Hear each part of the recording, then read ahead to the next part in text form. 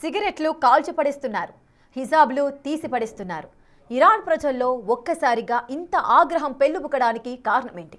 ఆందోళనకర స్థాయిలో ఆ దేశంలో ఆందోళనలు కొనసాగుతున్న వేళ ప్రపంచం మొత్తం ఒకటే ప్రశ్న తలెత్తుతోంది. అసలు ఇరాన్లో ఇంత ప్రజాగ్రహం ఎందుకు తన్నుకొచ్చింది? సుప్రీం లీడర్ ఖమేనీ ఫోటోలు కనిపిస్తే చాలు కాల్ చేసేంత కోపంతో జనం ఎందుకు రగిలిపోతున్నారు?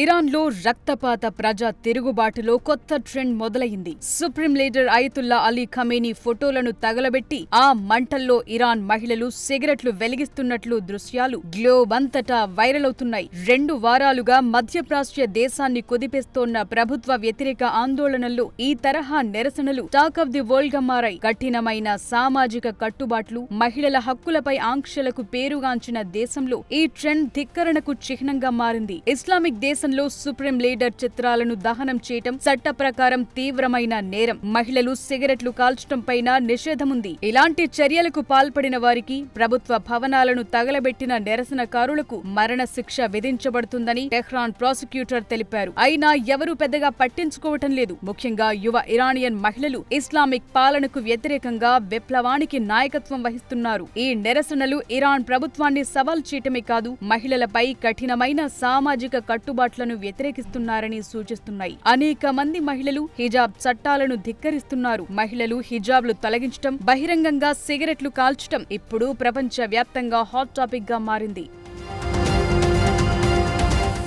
దశాబ్దాలుగా కొనసాగుతోన్న ఇస్లామిక్ మత గురువుల పాలనపై ఇరాన్ ప్రజల్లో తీవ్ర అసంతృప్తి నెలకొంది. ఖమేనీకి మరణం అనే నినాదాలతో జనం రోడ్లపైకొస్తోన్న దృశ్యాలు దేశమంతటా కనిపిస్తున్నాయి. 2022లో మొదలైన హిజాబ్ వ్యతిరేక పోరాటం ఇప్పుడు మరింత తీవ్రమైంది. మహిళలు సిగరెట్లు కాల్చటం, హిజాబ్లు తీసేయటం అనేది ఒక రకంగా చట్టాల ఉల్లంఘనే అని చెప్పాలి. తమపై బలవంతంగా రుద్దిన డ్రెస్ కోడ్ని తాము అంగీకరించబోమని చెప్పటానికి ఇదొక చిహ్నం. తమ శరీరంపై తమకి అధికారం ఉండాలని వారు డిమాండ్ చేస్తున్నారు. అంతేకాదు, ఇరాన్ సమాజంలో మహిళలు బహిరంగంగా సిగరెట్లు కాల్చడంపై తీవ్రమైన సామాజిక, మతపరమైన ఆంక్షలున్నాయి. సోషల్ మీడియాలో వైరల్ అవుతున్న ఈ వీడియోల్లో మహిళలు Iran supreme leader Ali Khamenei ఫోటోలను తగులబెట్టి ఆ మంటతో సిగరెట్లు వెలిగిస్తున్నారు. ఇది ఇస్లామిక్ ప్రభుత్వ అధికారాన్ని తాము లెక్క చేయటం లేదని చెప్పేందుకు చేస్తోన్న చర్య.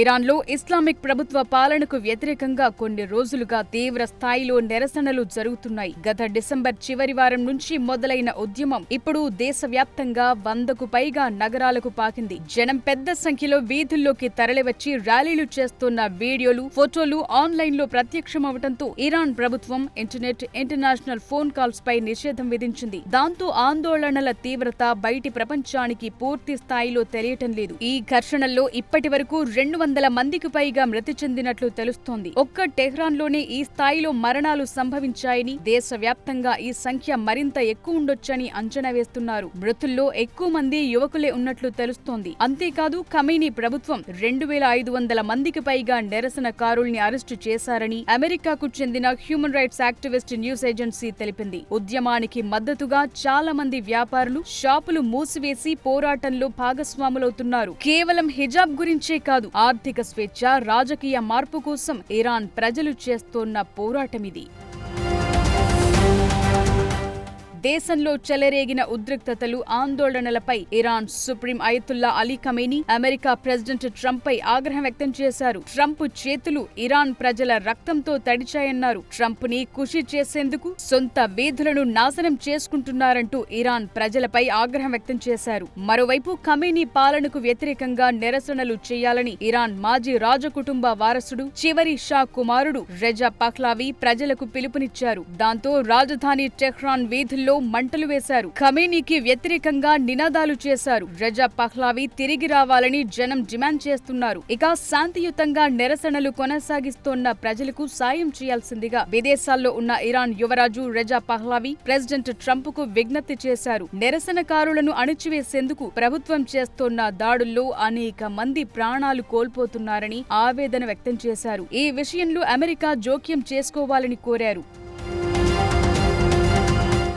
ప్రజల్లో ఇంతటి ఆగ్రహం పెల్లుబుకటానికి 3 ముఖ్య కారణాలున్నాయి. ఇస్లామిక్ పాలనలో ఇరాన్ ఆర్థిక వ్యవస్థ కుప్పకూలింది. ప్రస్తుతం ఆ దేశం తీవ్రమైన ఆర్థిక సంక్షోభంలో కొట్టుమిట్టాడుతోంది. ఇరాన్ కరెన్సీ రియాల్ విలువ రికార్డ్ స్థాయిలో పడిపోయింది. ఒక అమెరికన్ డాలర్ విలువ 12 లక్షల రియాల్స్ కు చేరింది. ఆహారం, మందులు లాంటి నిత్యావసర వస్తువులు సామాన్యులు భరించలేనంత భారంగా మారాయి. అమెరికా లాంటి దేశాలు విధించిన కఠినమైన ఆంక్షలు కూడా ఇరాన్ ఆదాయ వనరుల్ని, చమురు ఎగుమతుల్ని దెబ్బతీశాయి. దాంతో గతంలో ఎన్నడూ లేని విధంగా ప్రజలు నేరుగా సుప్రీం లీడర్ ఖమేనీని టార్గెట్ చేశారు. అతని పాలనను నియంతృత్వంగా వర్ణిస్తూ గద్దె నుంచి దిగిపోవాలని డిమాండ్ చేస్తున్నారు. అంతేకాదు, ఇరాన్ తమ దేశ ప్రజల సంక్షేమం కంటే విదేశీ యుద్ధాలపై ఎక్కువ నిధులు ఖర్చు చేస్తోందని జనం భావిస్తున్నారు. ఇటీవలే ఇజ్రాయెల్ తో జరిగిన యుద్ధం వల్ల ఇరాన్ మౌలిక సదుపాయాలు దెబ్బతిన్నాయి. ఆర్థిక పరిస్థితి మరింత దిగజారటం ప్రజల సహనాన్ని పరీక్షించింది. గతంలో మాదిరిగా సంస్కరణల కోసం కాకుండా ఈసారి మొత్తం వ్యవస్థ మార్పు కోసం జనం ఆందోళనలు చేస్తున్నారు. పూర్తిగా ఇస్లామిక్ రిపబ్లిక్ నే తిరస్కరిస్తున్నారు.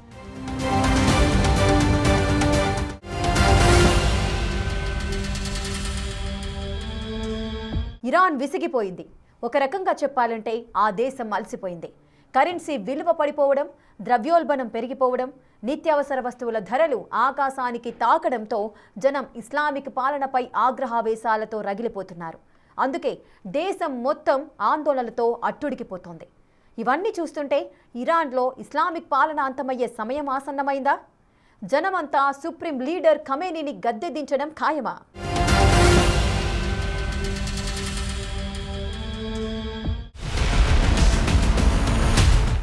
చరిత్రాత్మకమైన మలుపులతో ఇరాన్ ఇస్లామిక్ పాలన పట్ల కట్టలు తెంచుకున్న జనాగ్రహం. ఇరాన్లో కనిపిస్తోన్న దృశ్యాలు ఆ దేశ చరిత్రలోని అత్యంత ఉత్కంఠభరితమైనవిగా మారుతున్నాయి. సిగరెట్లు వెలిగించడానికి సుప్రీం లీడర్ ఖమేనీ ఫోటోలను వాడటం, హిజాబ్లు తీసేసి మంటల్లో వేయటం, వినూత్న రీతిలో నిరసన తెలపటం వెనుక దశాబ్దాల అణచివేతతో పాటు ఇటీవల ముంచుకొచ్చిన ఆర్థిక సంక్షోభం ప్రధాన కారణాలుగా ఉన్నాయి. సామాజిక స్వేచ్ఛ లేకపోవటం, అణచివేత ధోరణి ఇరాన్ పౌరులను వీధుల్లోకొచ్చేలా చేశాయి. ఈ పరిస్థితుల్లో ఇరాన్ ఓ క్లిష్ట పరిస్థితిని ఎదుర్కొంటోంది. ఓవైపు అంతర్జాతీయ ఆంక్షలు, మరోవైపు అంతర్గత తిరుగుబాట్లు ఆ దేశ పునాదులను, ఇస్లామిక్ పాలన గోడలను కదిలిస్తున్నాయి.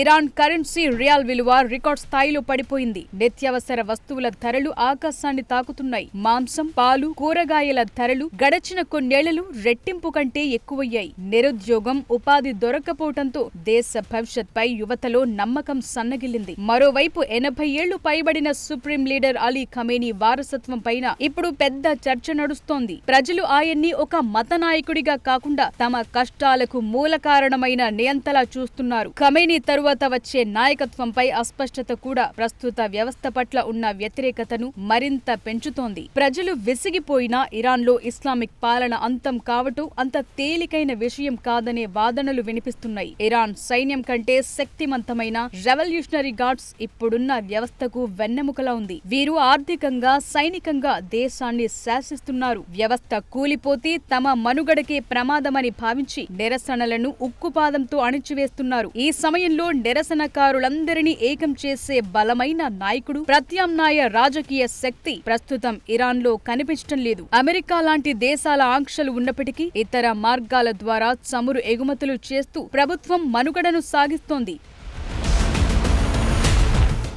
ఇరాన్లో నిరసనలు తెలుపుతోన్న ఆందోళనకారులను హతమార్చాలనుకుంటే వారిని రక్షించడానికి అమెరికా రంగంలోకి దిగుతుందని ప్రెసిడెంట్ ట్రంప్ ఇప్పటికే హెచ్చరించారు. అయితే ట్రంప్ ప్రకటనను ఇరాన్ ఖండించింది. తమ అంతర్గత వ్యవహారాల్లో జోక్యం చేసుకోవద్దని సూచించింది. వెనజుయేలాపై అమెరికా అటాక్ తరువాత ఇరాన్ విషయంలో యుఎస్ ఏం చేయబోతోందన్నది కూడా ఇప్పుడు ఆసక్తి రేపుతోంది. అయితే చరిత్ర చెప్తున్నదేంటంటే ఏ దేశంలోనైనా ఆర్థిక సంక్షోభం, సామాజిక అణచివేత పతాక స్థాయికి చేరినప్పుడు విప్లవాలు సంభవించాయి. ఇరాన్లో కూడా ఇప్పుడు అదే పరిస్థితి కనిపిస్తోంది. ప్రస్తుతానికి ప్రభుత్వం తుపాకీ తూటాలతో నిరసనలను ఆపేందుకు ప్రయత్నిస్తున్న జనం గుండెల్లో రగులుతోన్న అసంతృప్తిని ఆపటం కష్టం. ఇది ఇస్లామిక్ పాలన అంతానికి దారితీస్తుందా? ఉద్రిక్తతలు, నిరసన జ్వాలలు అంతెత్తున ఎగసి కొన్నాళ్లకు చల్లారిపోతాయా అన్నది కాలమే నిర్ణయించాలి. కానీ గడచిన 40 ఏళ్లలో ఎన్నడూ లేనంత బలమైన సవాల్ను మాత్రం ఇరాన్ ప్రభుత్వం ఎదుర్కొంటోంది. దీని నుంచి నుంచి ఇస్లామిక్ ప్రభుత్వం ఎలా బయటపడుతుందన్న దానికోసం ప్రపంచం మొత్తం ఉత్కంఠగా